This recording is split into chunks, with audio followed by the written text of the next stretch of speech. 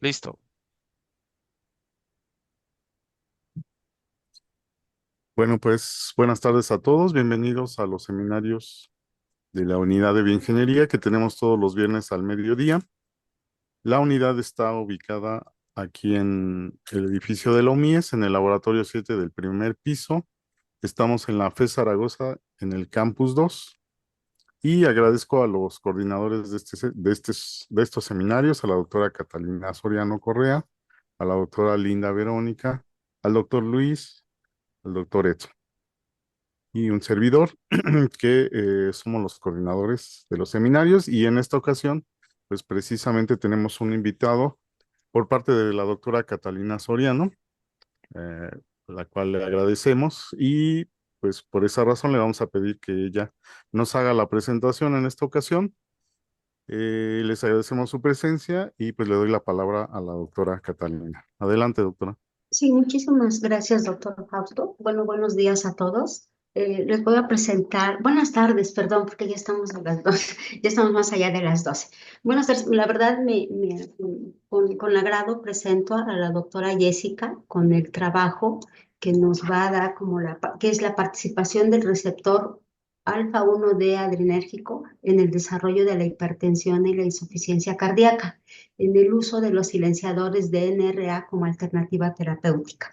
Cabe mencionar, y me gustaría dar una presentación breve del trabajo de la doctora, que la verdad a mí me resulta muy interesante y que yo recientemente conocí. La doctora es egresada aquí de la carrera de QFB, tiene una maestría en ciencias farmacológicas, un doctorado en investigación médica con especialidad en farmacología cardiovascular y también cuenta con dos estancias postdoctorales, una en la Universidad Autónoma del Estado de Morelos, en la Facultad de Farmacia, y la otra en la Universidad Nacional Autónoma de México, en la FES Iztacala. También es importante mencionar que la doctora, aquí en FES Zaragoza, ella es profesora de las asignaturas de evaluación de fármacos de medicamentos 1 y 2, tiene experiencia en posgrado en el Politécnico Nacional, cuenta con 13 publicaciones internacionales, en revistas internacionales y con factor de impacto, y es nivel 1 del Sistema Nacional de Investigadores. La verdad, doctora, yo aprecio mucho también que esté con nosotros y pues adelante, muchísimas gracias. Hola a todos, buenas tardes. Muchísimas gracias por la presentación, doctora, y también por la invitación. La verdad es que estoy muy contenta de compartir con ustedes, pues, algo del trabajo que desarrollo en investigación. Y pues, como mencionaba la doctora, el tema de hoy, cuando menos se titula La participación del receptor alfa 1 de adrenérgico en el desarrollo de la hipertensión y la insuficiencia cardíaca. Y les platico sobre una propuesta con el uso de los silenciadores de RNA mensajero como una alternativa terapéutica para el tratamiento de estos padecimientos. Pues bueno, antes de comenzar prácticamente con aquello de la línea de investigación, pues me gustaría mencionarles algunos fundamentos que resulta que son importantes para que yo no los extravíe durante la plática, o bueno, esa es mi intención. Entonces, como ustedes recordarán, todos nuestros tejidos y los órganos de nuestro cuerpo requieren de un flujo constante de sangre. El corazón y el latido cardíaco va a ser el responsable del paso de esa sangre a través de una intrincada red de vasos sanguíneos, que entre ellos pueden ser las venas, que vemos aquí en azul, o las arterias, que son las rojas, o capilares, que son vasos muy pequeños. Pero bueno, ahora vamos a enfocarnos principalmente sobre las arterias. Resulta que el paso de la sangre por las arterias ejerce una presión sobre la pared de estas. A esta presión o esta fuerza la vamos a conocer como presión arterial. Y esta presión arterial es el resultado de otras dos fuerzas. La primera de ellas es la presión arterial sistólica y se refiere al periodo de contracción cardíaca, cuando la sangre es eyectada del ventrículo izquierdo hacia la arteria aorta, que es nuestro vaso más grande que tenemos en el organismo. Y la otra, que es la presión arterial diastólica, y es la fuerza que empuja la pared de las arterias, pero en el periodo de relajación del corazón. Esto es entre uno y otro latido cardíaco. Entonces, vamos a poder decir que la presión arterial es el resultado del gasto cardíaco por la resistencia vascular periférica. Si en un momento sientan la libertad de interrumpirme, por favor. Bueno, pues la presión arterial se regula por diversos mecanismos. Estos interactúan para mantenernos, digamos, en un estado homeostático. Pero les voy a poner un ejemplo muy rápido. Yo supongo que a todos nos ha pasado alguna vez que hemos estado mucho tiempo ya sea agachados o acostados y de repente nos levantamos rápidamente. Cuando esto lo llegamos a hacer, nos sentimos levemente mareados y esto podría ser porque la gravedad ejerce cierto efecto sobre la presión arterial y de repente también hay una deficiencia de oxígeno que al levantarnos rápido se sensa. ¿Cómo se sensa? Bueno, hay algo a lo que conocemos como reflejo varorreceptor. El reflejo varorreceptor son unas pequeñas proteínas que se encuentran ubicados tanto en la aorta como en las carótidas y estas van a mandar señales al sistema nervioso central a través de los nervios glosofaringeos y los nervios vagos que se dirigen al núcleo del tracto solitario que se encuentra ubicado en el bulbo raquídeo. Aquí se sensan esos cambios de presión arterial y una vez que esto sucede, ellos mandan señales de regreso. Cuando mandan estas señales, se activa algo que conocemos como el sistema nervioso autónomo. Y este sistema, que se divide en dos ramas fundamentales, que es el sistema nervioso simpático y el sistema nervioso parasimpático. Estas dos interactúan entre sí para hacer cambios rápidos en la presión arterial. Por eso es que cuando nos levantamos, después de estar un tiempo agachados o acostados, sentimos ese mareo por el cambio rápido en el ajuste de presión. Pero también hay otros sistemas que se activan, por ejemplo, cuando la presión requiere un ajuste, pero de mayor tiempo, por ejemplo, el sistema renina-angiotensina. De este sistema que es realmente muy importante en el control de la presión arterial, lo vamos a mencionar más adelantito. Y también es importante que les mencione que existen algunos factores locales de la regulación de la presión arterial, tal es el caso del óxido nítrico, que esta es una molécula que alguien ganó el Nobel, por cierto, por descubrirla, y es un gas que tiene la capacidad de vasodilatar demasiado. Es una sustancia muy potente, que también la vamos a mencionar un poco más adelante. Cuando todos estos factores empiezan a descomponerse y ya no funcionan como debería ser, se desarrolla una patología que se conoce como hipertensión. La hipertensión, por definición, es el incremento sostenido de la presión arterial cuando sus valores son mayores a 130 milímetros de mercurio de presión sistólica y mayores a 80 milímetros de mercurio de presión diastólica. Que si bien es cierto que no sabemos cuál es el origen de esta enfermedad, sí sabemos que los malos hábitos alimenticios, la obesidad, el sedentarismo, cuando comemos demasiada sal, el cigarrillo y también, entre otras cosas, los factores genéticos, nos predisponen a padecer este padecimiento. Ahora bien, ¿por qué es importante que hablemos de hipertensión? Bueno, pues la hipertensión, de acuerdo con la Encuesta Nacional de Salud y Nutrición del año 2022, ellos encontraron que de todas las personas que encuestaron, casi el 50% de ellas tenían hipertensión. Bueno, eran hipertensas. Y de estas, el 65.6% no sabían que la padecían. Del resto de los diagnosticados, que son aproximadamente el 34%, el 17%, aunque llevaban ya un tratamiento, no, más bien no estaban llevando ningún tratamiento. Y los que sí estaban tratados con fármaco, el 67% no podían controlar sus niveles de presión. Ahora bien, se preguntarán, ¿por qué hay tantas personas que no son diagnosticadas?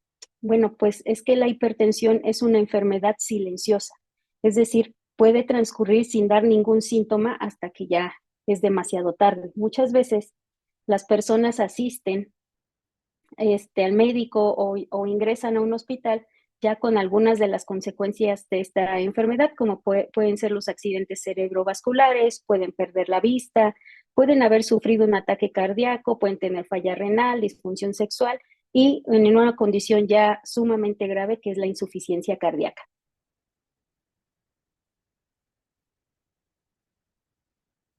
Ahora bien, para tratar de entender la hipertensión, se han desarrollado diversos modelos animales. Entre ellos existe, por ejemplo, el modelo DOCA, que es el acetato de deoxicorticosterona, Y este tipo de ratas les dan una dieta alta en sal. Ya sabemos que si ingerimos demasiado sal, pues vamos a poder desarrollar niveles de presión altos. También por otros medios, como por ejemplo a través de la constricción de arterias renales o de la arteria aorta, también se desarrolla hipertensión, o bien por la infusión de sustancias químicas como la angiotensina 2, que ya mencionábamos al inicio, y que es una sustancia vasoconstrictora muy potente que tenemos en el organismo. Y existen otro tipo de modelos como el de las ratas espontáneamente hipertensas. Este modelo es un modelo genético, es decir, ya nacen las ratas predispuestas a desarrollar hipertensión. Ahora, lo interesante de esto es que en todos estos modelos se ha encontrado que coincide que la cantidad de especies reactivas de oxígeno está muy incrementada. Esto genera estrés oxidativo. Esto muy seguramente lo han escuchado también porque el estrés oxidativo o las especies reactivas de oxígeno pues son las que nos causan el envejecimiento, las arruguitas en la cara. Pues bueno, aunque tienen una función fisiológica, cuando se producen en exceso empiezan a causar varios problemas. Estas especies reactivas de oxígeno, pues como su nombre lo dice, son un grupo de moléculas que contienen oxígeno y que van a tener diferente reactividad química con diferentes, otro grupo de moléculas.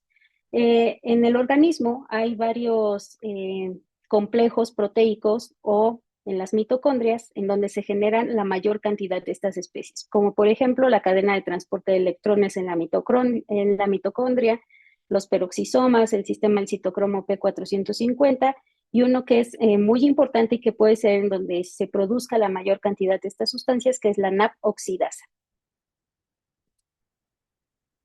¿Qué es lo que pasa? ¿Cuál es el problema con estas especies reactivas de oxígeno?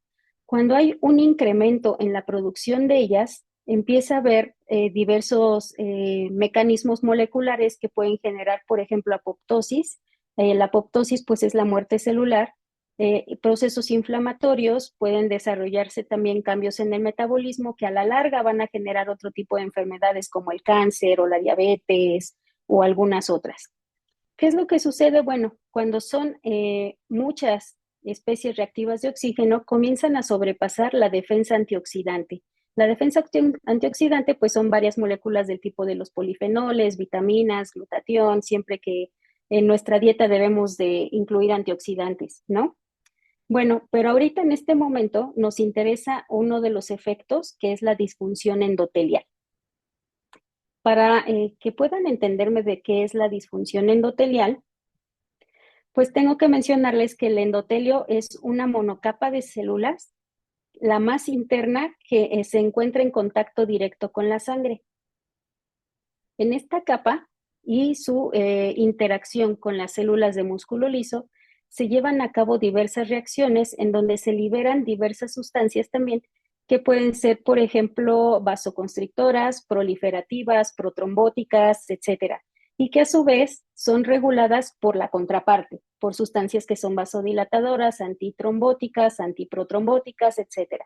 Pero sobre todo, y también es importante mencionar, que se regula por diversos mecanismos tanto la relajación como la vasoconstricción de este tejido, es decir, de las arterias.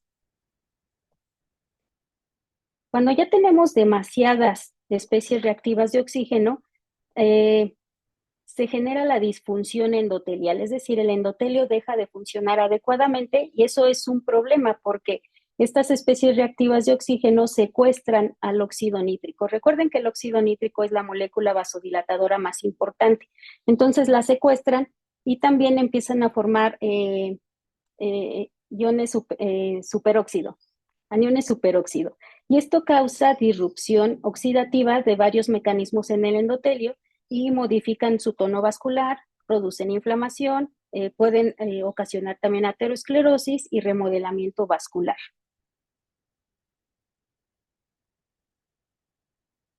Ahora bien, esta producción grande de especies reactivas de oxígeno, como les mencionaba en un inicio, tiene algunas funciones fisiológicas normales. Interactúa con diversas vías de señalización que nosotros conocemos como las mapsinasas o las NF-kappa beta, con los canales de calcio de tipo lento y generan un aumento en la proliferación. La proliferación es que generan crecimiento celular, migración celular, contracción, inflamación.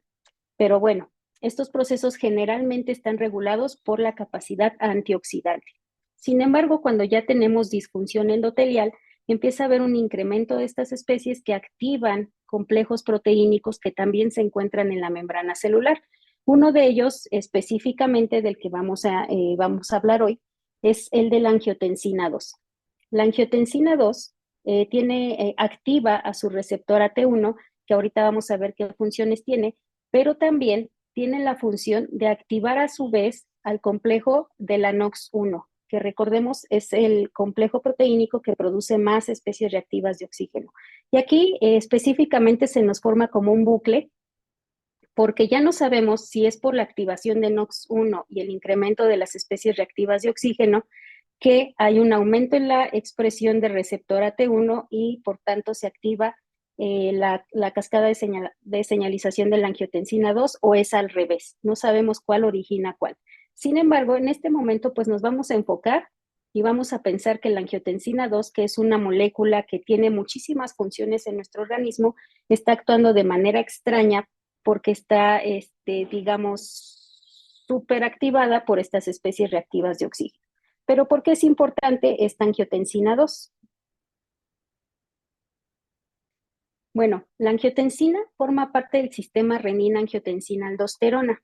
Esta se forma a partir del angiotensinógeno que se encuentra en el hígado y hay una enzima que proviene generalmente del riñón que se llama renina y la escinde, la corta para formar angiotensina 1.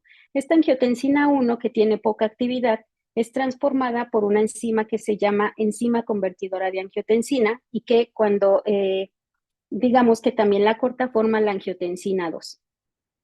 Esta angiotensina 2 puede activar a dos tipos de receptores principalmente, que son los receptores AT1 y los receptores AT2, que aquí se me fue el 2. Cuando activa su receptor AT1, tiene diversas funciones fisiológicas, como por ejemplo, incrementa la secreción de aldosterona en la glándula adrenal. Con esto, a su vez, hay un incremento en la retención de sodio y agua y de manera patológica produce hipertrofia y fibrosis. También de manera importante, aumenta el flujo simpático y, como ya habíamos mencionado, produce vasoconstricción. Mientras que cuando activa sus receptores AT2, se cree más bien que este receptor está expresado durante el crecimiento fetal y tiene más bien función sobre la diferenciación celular. Bueno, la angiotensina 2 actúa sobre diferentes sistemas y, por ejemplo, en el músculo lisovascular, como ya había mencionado un poquito antes, pues produce proliferación o incrementa la proliferación, la contracción, migración, produce hipertrofia del músculo lisovascular. Y en el endotelio, pues genera el desbalance de óxido nítrico. En los cardiomiocitos, que ahorita nos interesan principalmente, también produce hipertrofia, produce remodelamiento, produce modificaciones en el sistema de conducción. Y bueno, en la matriz extracelular, otros procesos.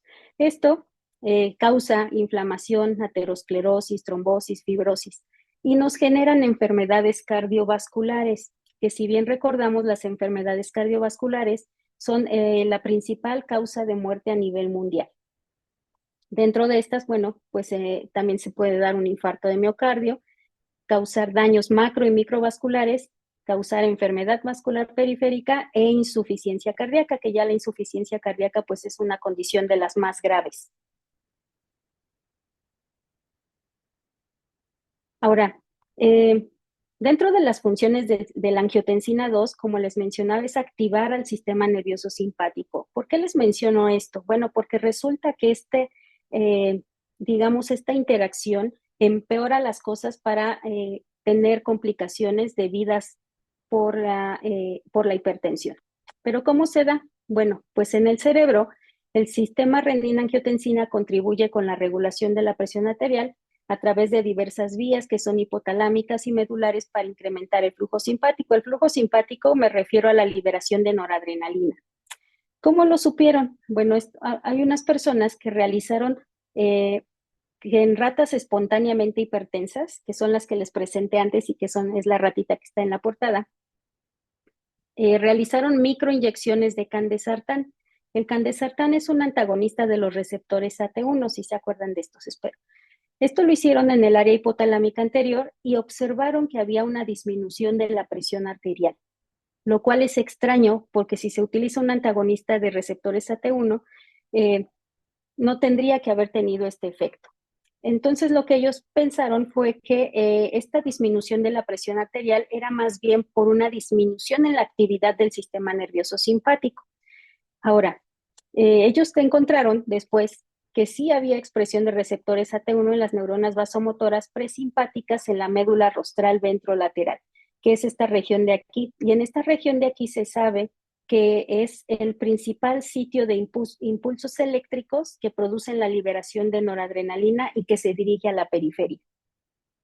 Ahora, esta sinergia entre estos dos mecanismos causa diversos efectos fisiológicos, pero antes de pasar a esos efectos, quisiera mencionarles un poquito sobre los receptores alfa-1. Los alfa-1 pertenecen al sistema nervioso simpático, así como el receptor AT1 pertenece al sistema renina-angiotensina. La noradrenalina tiene sus propios receptores, que aunque sí han sido ampliamente estudiados en la periferia, realmente en el sistema cardíaco no se conoce con exactitud su función. Ellos mencionan, bueno, les platico un poquito sobre su vía de señalización. Las catecolaminas, entre las cuales se encuentra la noradrenalina, activa a un receptor que se encuentra en la membrana y que tiene 7 dominios transmembranales. Esta vía de señalización se caracteriza porque está acoplada a una proteína GQ. Las proteínas GQ específicamente producen que haya un incremento en la cantidad de calcio citosólico, aumentando el IP3 y el diacilglicerol, que son como segundos mensajeros y que producen la vasoconstricción. Entonces, como les mencionaba, estos receptores se sabe muy bien que participan en la periferia y que modulan la presión arterial, sobre todo los subtipos alfa-1A y alfa-1B. Y en el sistema cardíaco dice que la activación del receptor alfa-1A tiende a ser protectora y adaptativa, es decir, que disminuye los efectos que pueda tener, por ejemplo, un infarto al miocardio. Y ya se sabe también que dominan la contracción de arterias de calibre pequeño y que se expresan abundantemente en arterias que están muy inervadas. Mientras que cuando se activa el receptor alfa-1B, se genera hipertrofia maladaptativa. Esta hipertrofia maladaptativa genera fibrosis y la fibrosis es como un pegamento que se pone en las células del miocardio que lo endurece y cuando lo endurece modifica la función cardíaca. Si esto no se corrige a tiempo, genera insuficiencia cardíaca. Y pues bueno, el más desdeñado de los tres, que es el receptor alfa-1D. Este receptor realmente no ha sido tan estudiado, pero no se sabía además qué función tenía en el miocardio, pero sí, algunos estudios habían dicho que tenía una participación importante en la regulación de la presión arterial. Lo que la literatura dice es que no se encuentra presente en los miocitos ventriculares, pero sí en las arterias coronarias, en donde regula el flujo sanguíneo. Sin embargo, pues nosotros ya encontramos otra información. Tenemos otros datos. En unos experimentos, realizaron un modelo de hipertensión a través de la infusión de angiotensina 2. Recuerden que la angiotensina 2 produce vasoconstricción. La infundieron y realizaron estudios histológicos en la aorta de rata, en donde principalmente se encuentra expresado el receptor alfa-1D, y en la arteria caudal, que es en donde principalmente encuentran al receptor alfa-1A. A las ratas a las cuales les infundieron angiotensina 2, recuerden que dentro de sus funciones estaba la de causar hipertrofia vascular. Efectivamente, encontraron que hubo un incremento en el tamaño de la túnica media, pero este incremento solamente se dio en la aorta, en donde predomina el receptor alfa-1D. En este sentido, pues a estas ratitas les dieron un tratamiento con 2 tipos de fármacos. Uno de ellos es el losartán, que es el antagonista del receptor AT1, y ya sabíamos el efecto que esperábamos ahí. Y otro fármaco es el BMY7378, que es un antagonista selectivo del receptor alfa-1D. Así como les mencionaba, pues el losartán ya sabíamos que iba a causar una reversión de la hipertrofia, porque pues La angiotensina 2 tiene muchos efectos vasculares, como ya se los había mencionado, pero sorprendentemente encontramos que al utilizar el BMY7378 también hubo un proceso de reversión de la hipertrofia de este tejido, que es algo que no esperábamos, pero nos causa sorpresa porque el receptor alfa 1D en este sentido no se había estudiado. En cambio, todos estos efectos que encontramos aquí en aorta no se encontró en la arteria caudal. Ahora, este receptor resulta que es muy particular porque generalmente se encuentra dentro de las células, pero como tiene una gran afinidad por unas moléculas que se llaman beta-arrestinas, cuando es activado sale a la superficie, pero se dice que tiene menor actividad que los otros dos subtipos. Sin embargo, también se realizaron algunos experimentos en unos ratones a los que se les conoce como knockouts, porque no tienen el gen que participa en la expresión del receptor alfa 1D.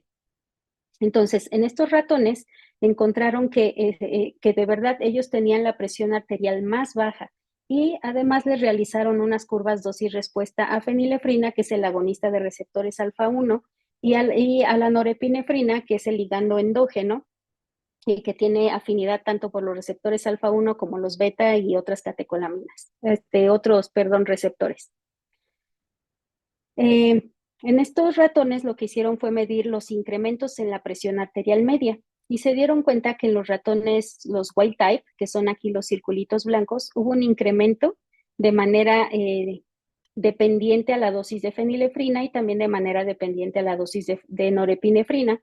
Y en estos ratoncitos knockout vieron que esta respuesta se encontraba significativamente disminuida, tanto en el efecto que tiene la fenilefrina como en el que tiene la norepinefrina, lo cual es realmente muy interesante porque hasta este momento no se había comprobado que el receptor alfa 1D tenía tanta importancia en la regulación de la presión arterial.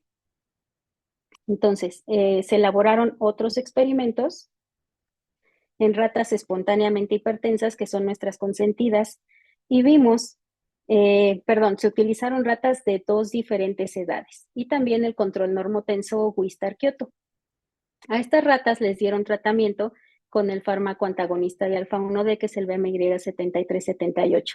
Y lo que observaron fue que al mes de edad, en las ratas normotensas Wistar-Kyoto, realizaron curvas a fenilefrina, eso no se los mencioné, y vieron los cambios en la presión diastólica.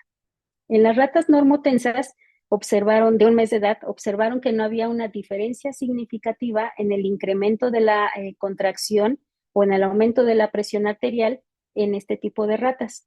Pero en las ratas hipertensas ya se encontraba un desplazamiento a la derecha de la curva, lo que significa que empieza a haber expresión de los receptores alfa 1D.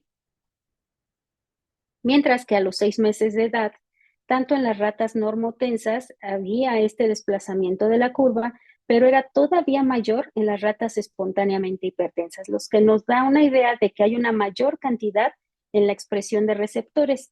Y nos parece lógico y lo podemos asimilar un poquito con el efecto que se da en las personas que al envejecer empiezan a desarrollar hipertensión. No todas, pero muchas empiezan a desarrollar hipertensión. Y aunque no se ha estudiado, bueno, pues esta es una sugerencia, que el receptor alfa 1D podría estar sobreexpresado. Pues bueno, ahora viendo que el receptor alfa 1D tiene mucha importancia tanto en los cambios vasculares como en la presión arterial, quisimos saber si tenían alguna función específica en el miocardio, porque si recuerdan, se había dicho que no eran realmente importantes. Para esto, juntamos ratas espontáneamente hipertensas también de 30 semanas de edad. ¿Por qué de esta edad? Pues porque ya descubrimos que después de tanto tiempo de tener hipertensión, este tipo de ratas desarrollan un proceso hipertrófico ventricular izquierdo ya bastante avanzado. Y pues bueno, tuvimos al control normotenso de las ratas Wistar-Kyoto, generamos otro grupo de las SHR más el vehículo que utilizamos, otro grupo de SHR más captopril. El captopril es un inhibidor de la enzima convertidora de angiotensina. Ajá. Y ya sabíamos que lo utilizamos como un control positivo porque ya sabíamos lo que esperábamos encontrar. Mientras que formamos también el último grupo, que es de las espontáneamente hipertensas más el fármaco BMY-7378. Este fármaco, estos fármacos los administramos durante 4 semanas y en todo ese tiempo hicimos mediciones de la presión arterial. Cuando finalizó, realizamos curvas dosis-respuesta a isoproterenol. El isoproterenol es un agonista de receptores beta-adrenérgicos porque estos son los que modulan la función cardíaca de manera fisiológica. Y esto lo hicimos de manera intraventricular, es decir, introdujimos una sonda directamente en el ventrículo izquierdo para medir la contracción, la fuerza de contracción. Y realizamos algunas pruebas histológicas.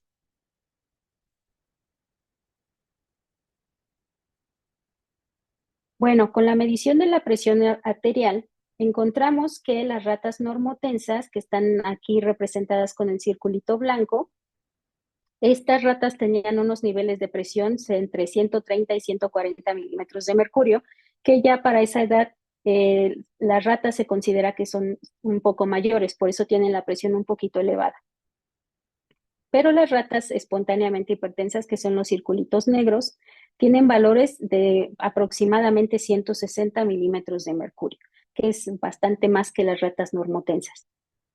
A las ratas a las cuales les dimos captopril, el captopril es un fármaco que se da de manera muy continua, se ha estudiado muchísimo, ya esperábamos que disminuyera la presión y efectivamente está representado aquí con los triangulitos negros y vimos que disminuye la presión de las SHR casi hasta los niveles de las ratas normotensas. Y pues ya nada más para confirmar el efecto del BMY-7378, también vimos que efectivamente disminuye la presión arterial, también a casi a los niveles de la presión de ratas normotensas. No tuvieron como efecto significativo entre ellas, entre las SHR en la frecuencia cardíaca, aunque esta sí es diferente con respecto a la de las ratas normotensas. Perdón. Y pues bueno, las curvas intraventriculares a isoproterenol, en donde medimos la presión sistólica del ventrículo izquierdo y la presión diastólica del ventrículo izquierdo, observamos que las ratas normotensas, que son el circulito blanco, incrementan la presión del ventrículo con cada una de las dosis de isoproterenol, como lo podemos ver aquí.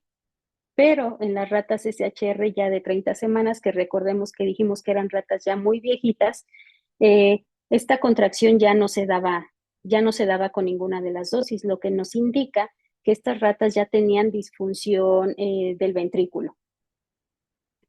Ahora, interesantemente, el captopril revirtió esta situación y produjo que hubiera de nuevo contracción ventricular, es decir, mejoró la función del ventrículo izquierdo. Y de manera que nos interesaba más a nosotros, pues también el BMY-7378 produjo la reversión de este efecto que ya se encontraba en las SHR y mejoró la función cardíaca muy significativamente, tanto en la presión sistólica como en la presión diastólica. Ahora bien, el análisis histológico, en donde medimos el tamaño de la pared ventricular, medimos el tamaño de los cardiomiocitos y el área fibrótica. Fibrótica, recuerden que es como el pegamento en donde mueren las células cardíacas y se pone esta fibra como azul. Bueno, en las ratas normotensas ya de 30 semanas, pues vemos que hay un poquito de proceso hipertrófico que decíamos que muchas veces en el envejecimiento se puede dar, pero realmente no hay tanto proceso fibrótico como lo vemos aquí. Pero en las ratas ya de 30 semanas espontáneamente hipertensas, vemos que hay un proceso fibrótico, de engrosamiento de la pared ventricular bastante avanzado, en donde la luz del ventrículo ya es muy pequeña. Estas ratas ya tenían insuficiencia cardíaca. Y entonces vemos que sí, efectivamente tienen toda una pared llena de fibrosis, es decir, ya habían tenido mucha muerte celular. El tratamiento con captopril, que ya sabíamos que iba a revertir el proceso hipertrófico, efectivamente así lo hizo y vemos que una luz ventricular mucho mayor en comparación con estas dos. Y la fibrosis igual es muy poco. Pero lo que nos gustó más haber obtenido es que el fármaco, el BMY-7378, también produjo una reversión de la hipertrofia cardíaca, aunque no tanto de la fibrosis, porque pues ambos actúan por diferentes mecanismos. Entonces, esto resultado nos gustó bastante, es muy interesante y además lo pudimos comprobar. Ah, no, perdón, me faltó una. Para saber si efectivamente el receptor alfa-1D estaba involucrado en estos cambios que les acabo de mencionar, realizamos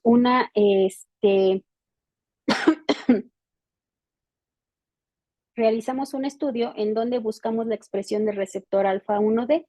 En las ratas Wistar-Kyoto vemos que estas rayitas verdes son el receptor y su expresión es relativamente baja. Pero en las ratas espontáneamente hipertensas, vimos que la expresión de este receptor es mucho mayor, es muy diferente con respecto a las ratas normotensas. Ahora bien, el captopril no modifica significativamente la expresión del receptor ni en las SHR ni en las Wistar-Kyoto con respecto a estas dos. Y el BMY7378 incrementó la expresión del receptor. Aunque suene paradójico, esto es como un proceso de, digamos, para compensar la activación de la inactivación del receptor por el fármaco. Entonces, por eso es que vemos un incremento y no una disminución, pero esto nos lleva a confirmar que efectivamente que estos efectos que nosotros encontramos anteriormente estaban mediados por el bloqueo del receptor alfa-1D. Ahora sí, pudimos comprobar nuestros datos porque poco antes que nosotros, el grupo del Dr. Li de China, ellos desarrollaron una vacuna para inhibir la expresión del receptor alfa-1D adrenérgico. Lo que ellos hicieron fue crear un modelo de hipertensión con base en la administración del ENAME. El ENAME es una molécula que inhibe la producción de óxido nítrico. Entonces, si no hay sustancias vasodilatadoras, empieza a haber hipertensión y con esto empieza a haber engrosamiento de la pared ventricular.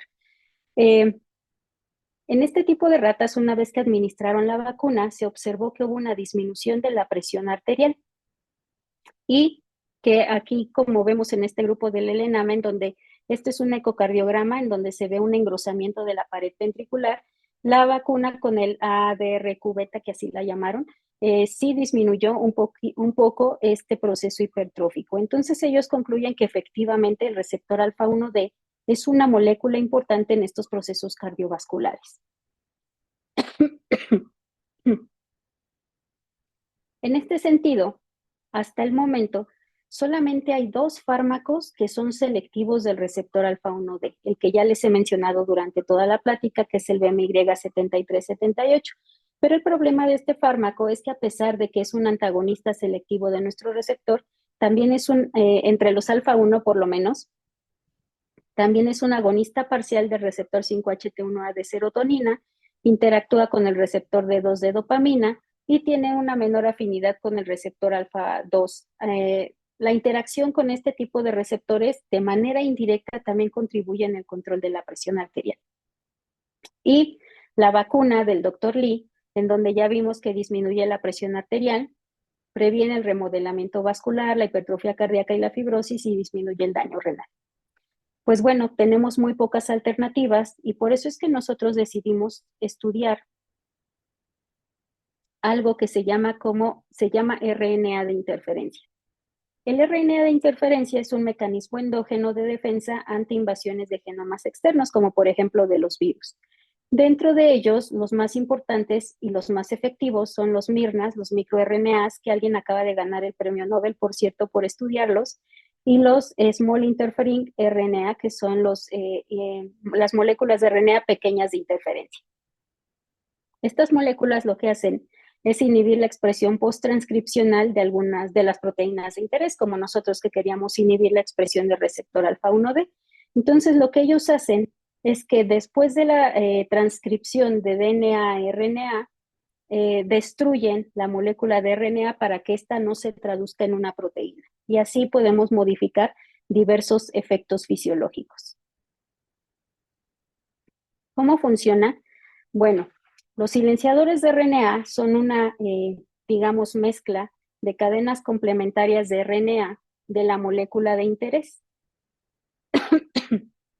Estas moléculas tenemos que hacer que entren a la célula rodeadas de una solución que tiene que ser muy lipofílica para que tengan la capacidad de atravesar la membrana celular. Una vez que están adentro, se liberan de estos endosomas y son procesadas por una enzima que se conoce como Dicer, las cuales las separa y las lleva a otro complejo proteínico que se conoce como RISC. Se separa las dos cadenas también en una que se conoce como la cadena guía, que únicamente transportaba la otra cadena que nos interesaba, y la cadena que ahora sí nos interesa, pues es la complementaria al RNA endógeno que se traduce a la proteína del alfa-1D. Una vez que estas son introducidas, se pegan a la secuencia de RNA del alfa-1D y los ribosomas pues ya no tienen la capacidad de reconocerla, por lo que la cortan y la degradan. Cuando esto sucede, pues ya no va a expresarse en la membrana y ya no va a tener ninguna actividad fisiológica. ¿Qué pasaría si nosotros silenciamos al receptor alfa-1D? Pues vamos a encontrar que hay disminución de la presión arterial, vamos a encontrar también que hay reversión de la hipertrofia cardiovascular y que efectivamente vamos a mejorar la función cardíaca. Ya hicimos algunas pruebas preliminares y para esto tuvimos que diseñar 3 secuencias del RNA mensajero del receptor alfa-1D. Diseñamos estas secuencias utilizando el programa EnVivoGen, que es un software para la creación de sirnas. Estas nosotros las elegimos de la región CDS del genoma. Esta región es específicamente la que codifica para las proteínas.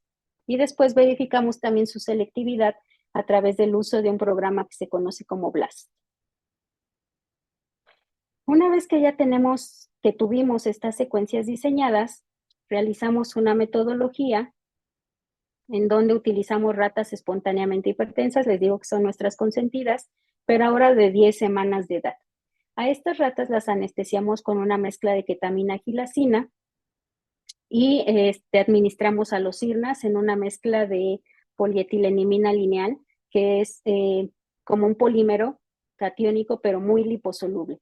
Y también a la vez utilizamos un fármaco antagonista de receptor alfa-1A, tanto para investigar qué pasaba si inhibíamos al receptor alfa-1D y al alfa-1A, que son los que de este grupo de la noradrenalina modulan estas funciones fisiológicas que ya vimos. Este fármaco se llama RS-100-329 y una vez que lo administramos, realizamos curvas sistémicas e intraventriculares dosis-respuesta fenilefrina. Recuerden que la fenilefrina es el agonista de estos receptores alfa-1. Formamos 4 grupos experimentales, que es el grupo control de la CCHR, el grupo de CHR más el antagonista alfa-1A, que es el RS-100-329, el SHR más los sirnas, que utilizamos una cantidad de 3 nanomoles solamente, y formamos un grupo mixto, en donde metimos tanto el antagonista alfa-1A como el inhibidor del alfa-1B, que son nuestros sirnas. Hasta ahorita tenemos algunos resultados de estas curvas y observamos que la respuesta a fenilefrina, y medimos los incrementos de la presión arterial, vimos que el grupo de la CCHR control, que son las bolitas negras, incrementa la presión arterial de manera dosis dependiente, como lo vimos en las curvas anteriores.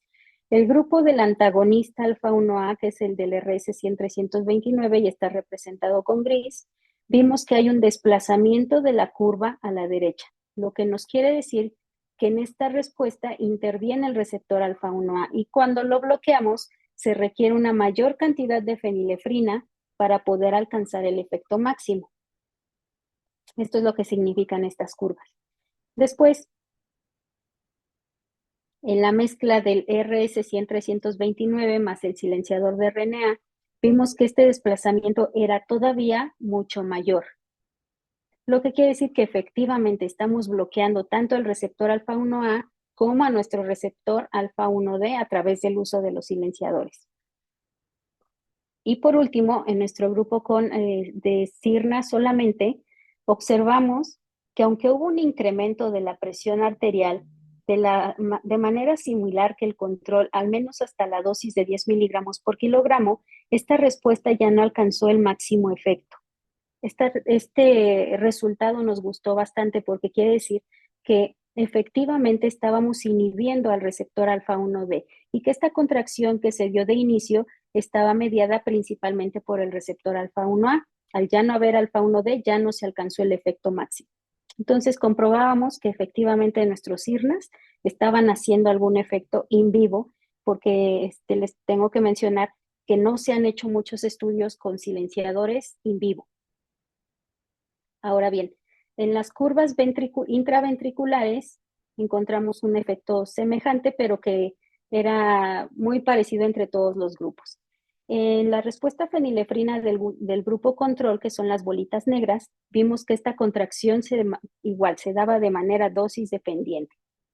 En todos los otros grupos vimos que la función cardíaca, es decir, la presión sistólica de ventrículo izquierdo y la presión diastólica, tenía una reducción significativa con el bloqueo de cualquiera de los dos receptores, lo que nos menciona que realmente sí tienen una participación importante en la función cardíaca. Y pues bueno, estos experimentos los tenemos hasta aquí. ¿Qué es lo que sigue? Tenemos que medir la expresión génica y proteica de los alfa 1 para demostrar que efectivamente estamos modificando la expresión tanto del gen como de la proteína. Y estamos buscando un sistema de liberación de los IRNAs, que podría ser, por ejemplo, a través del uso de las nanopartículas o de los liposomas, o hemos encontrado también que se usan ya sistemas biológicos, como es el caso de los eritrocitos, en donde se introduce las moléculas, en este caso serían los IRNAs, y que su efecto duraría hasta la vida del eritrocito, es decir, 120 días. Eso sería sumamente interesante porque la gente podría pegarse mejor a sus tratamientos si en algún momento se llega a utilizar esta tecnología. Y pues bueno, algo que también buscamos hacer es implementar un sistema para evaluar la función cardíaca a través de la elaboración de curvas presión-volumen. Aquí me cuesta un poco de trabajo porque efectivamente hay que estudiar muchos flujos y eso nos está costando trabajo. Y pues,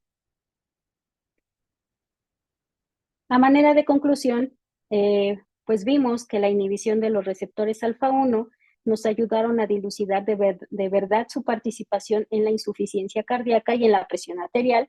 Y en estos observamos que el receptor alfa 1D también tiene importancia tanto en el remodelamiento cardíaco como en la función cardíaca. Y pues los IRNAs, los silenciadores de RNA mensajero, son una alternativa terapéutica que es muy selectiva para inhibir la expresión de los receptores alfa 1D y de esta manera a lo mejor se podrían disminuir las complicaciones vasculares o cardiovasculares producidas por la hipertensión. Y sin más, pues agradezco mucho su tiempo, su atención y también agradezco mucho a la doctora Itzel Gallardo y al doctor Rafael Villalobos que me han apoyado muchísimo en la elaboración de estos trabajos. Gracias. Pues, doctora Jessica, muchísimas gracias. Muy interesante, la verdad. Y bueno, vamos aquí con los compañeros. Hay tiempo para preguntas. Entonces, Claro no que sé sí. si alguien gusta hacer preguntas. Y Ay, nada más me gustaría comentar que tenemos tiempo para unas preguntas, unas cuantas, porque como se va a titular una alumna del grupo, pues vamos a tener que cerrar a tiempo, por favor, una disculpa. Claro que También sí, claro que sí. les avisamos que la sesión, como ustedes observaron, se estuvo grabando, porque ya saben que estas sesiones se suben en nuestra página de YouTube. Y bueno, sin más, el doctor Edson tiene la mano levantada. Adelante, doctor. Perdón. Sí, a ver, a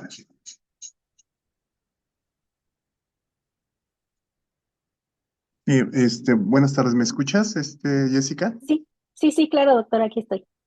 Sí, mira, primero que nada agradecerte porque me gustó mucho, la presentación, es muy interesante todo esto de los sistemas, de hecho, yo creo que es un mundo, ¿no? Y es importante que nosotros aprendamos. Yo soy un ignorante en todas estas cuestiones, me gustaron las ratitas, se ven pachonas, eso sí, me Ajá, gustan mucho. Pero a mí me gustaría fíjate bien, que hiciéramos alguna colaboración acerca de lo de la liberación de las nanopartículas. Te voy a decir por qué. Tenemos un trabajo que es de flujo electrosmótico en campos eléctricos. Es básicamente partículas que están dispersas en un campo, en un fluido electrológico y se orientan bajo flujo. ok. Esto podría ser una premisa para ver la difusión de estas nanopartículas, por ejemplo, puede ser en sangre, porque lo que nosotros estudiamos a nivel micro, el flujo, pero tendríamos que buscar qué elementos pueden modificar a los números adimensionales o a las propiedades materiales y relacionarla con lo que tú estás comentando. ¿Qué tan factible es estudiar lo de la liberación de fármacos con estas nanopartículas que tú le llamas? ¿Es complicado? O sea, en tu experiencia, así muy breve, por favor. No, yo creo que no. Yo creo que no es tan complicado porque en cualquier momento después de la administración podemos ver si llegan a qué órganos, si llega al corazón, por ejemplo, y podemos buscar la inhibición en la expresión del receptor. Entonces no creo que sea tan complicado. Ujú. Porque sería un flujo con transferencia de masa, entonces eso es algo que no hemos estudiado y lo traemos en mente, ¿no? Aplicar lo que sabemos de nosotros de flujos electrológicos con acoplados a masa, ¿no? Entonces podría ser esa parte. Bueno, me parece muy interesante y es algo que podemos estar discutiendo y me gustó mucho tu presentación y está Muchas gracias. impresionante, ¿eh? Así que felicidades. Muchas gracias, doctor. Gracias. Ujú. Sí, doctora Linda Verónica, adelante. Hola, buenas tardes. Yo tengo una Hola, duda. ¿Qué doctor. propiedades, ay, hola, perdón. ¿Qué propiedades deben de tener justo este tipo de transportadores para que puedan contener los silenciadores? Bueno, tienen que ser para empezar moléculas muy liposolubles para que puedan atravesar la membrana celular, porque recuerden que su efecto es en el citoplasma de las células. Entonces, primero tienen que atravesar la membrana. Esa es la principal característica, que sean liposolubles. Y pues bueno, ya buscaríamos el vehículo con el que pudieran ser envueltos. Ujú. Ok, ok. Muchas gracias. Gracias, doctora. Ujú. Bueno, para finalizar, ya me gustaría participar, si es que no hay nadie más, no veo más manos levantadas, pero en nuestro caso, nosotros hemos publicado algunos artículos en donde vemos las enfermedades, cómo afectan a la reología de la sangre. Y la reología de la sangre, pues, no es otra cosa que sus propiedades de flujo, como la viscosidad y algunas otras propiedades más particulares. Entonces, sí nos interesa mucho la colaboración, sobre todo el ver este tipo de enfermedades, si es que se reflejan en el comportamiento de la sangre bajo flujo, es lo que daría pie a la colaboración. Yo creo que ahí hay una buena área para explorar.